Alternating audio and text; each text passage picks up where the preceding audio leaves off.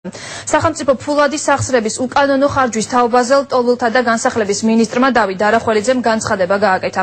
სამინისტროს შიდა აუდიტის დეპარტამენტმა 5 არალეგალური საწყობი აღმოაჩინა, რომლებშიც 2008-2009 წლებში შეძენილი სხვადასხვა საკვები და საყოფაცხოვრებო პროდუქტი ინახებოდა. პროდუქტი ლტოლვილებისათვის იყო შეძენილი სახელმწიფოში 3,5 მილიონი ლარის ზარალი უკვე გამოვლინდა, რადგან აღმოჩენილი პროდუქტების ნაწილი გამოუყენებელია. აღსანიშნავია ის ფაქტიც, რომ სახელმწიფო აუდიტის სამსახურმა ორჯერში ამოწმა აღნიშნული საკითხები, თუმცა დარღვევა ვერ აღმოაჩინეს. ამიტომ მინისტრი სახელმწიფო აუდიტის შემსწავლელ კომისიას აუდიტის მუშაობის შემოწმებას თხოვს. მინისტრი არ გამორიცხავს, რომ რამდენიმე მაღალჩინოსნის პასუხისმგებლობის საკითხიც დადგეს. აღნიშნული მასალები უკვე გადაეგზავნა საქართველოს პროკურატურას.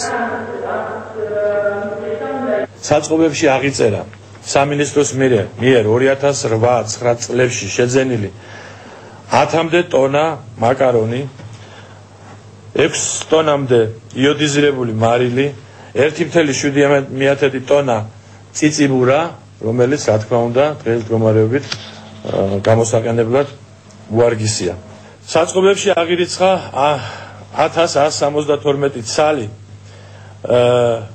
40,000-მდე ლარის ღირებულების გაზის ბალონი, გაზით დადენილი, რომელიც შეძენილი იყო 2009 წელში და დღემდე ინახება საწყობებში. მნიშვნელოვანი ერთი რამ საწყობებს, როცა მე ვახსენებ, აქ საუბარია არალეგალურ საწყობებზე, რომლებიც არ ირიცხება სამინისტროში, როგორც სამინისტროს საკუთრება ან ქონება.